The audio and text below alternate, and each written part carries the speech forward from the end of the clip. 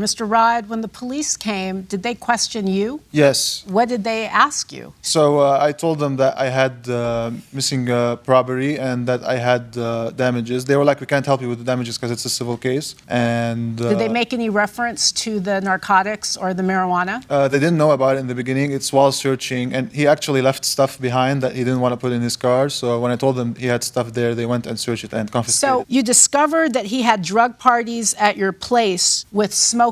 You've suggested that the smell of smoke is so strong that you're going to have the apartment repainted, or you're going to be assessed damages by the landlord.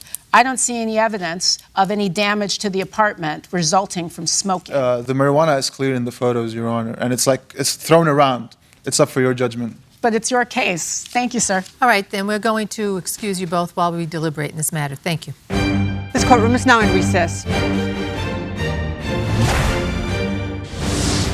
Let's start with the property damage. There's no evidence that the apartment's going to have to be repainted. Also, I have to say, he moved the needle for me a bit on the police engagement given the precariousness of his situation. I think there are some special factors in this case that indicate to me he's entitled to something. It's not $5,000, and to my mind, it's not even $2,500. So with regard to the damages, he's submitted proof that the sneakers were about $100 with delivery. Right. He's submitted proof that the bed was $405. He has submitted proof about a $40 lock, a $120 fee to change the locks on the door, and another $120.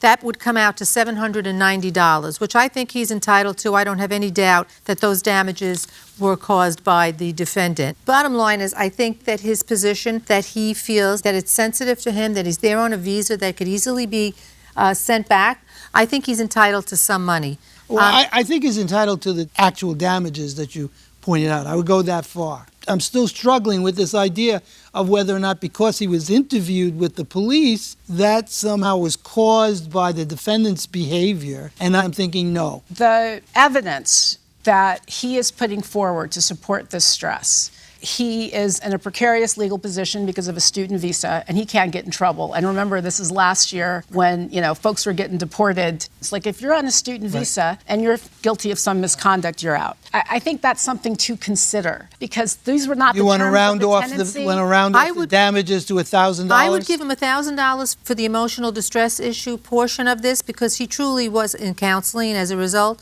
And I'd give him the $790 for the property. I'd give him $1,790. I think that's fair. I think that's eminently reasonable. He's in a precarious situation, and the defendant kept hassling him. He keeps coming to the door. He keeps trying to reach out to him. I can live with $1,000. And as I said before, you take your victims as you find them. Yep. I'll go along with that. So we're unanimous. Yes. Mr. Rod, I said at the outset that I was skeptical of your damages. Some of them were very clear, and we believe, Mr. Pena, that you're responsible for the physical damages to the property. No one here is accusing you of a crime, but we are finding you civilly liable, so we're going to award you $790 for that. What was a little more difficult was how to quantify the damage that you endured as a result of your stress. You've presented concrete evidence that you saw a therapist as a result of the defendant's interactions with you. We do take into account your immigration status and how precarious that was. And also, we were troubled by the defendant's repeated contact with you after you clearly did not want to be contacted. So all of those things indicated to us that you are entitled to be compensated for some degree of stress. Not $4,000, $1,000 for the stress you endured. And the total judgment in this case is in your favor for $1,790. Good luck to you both.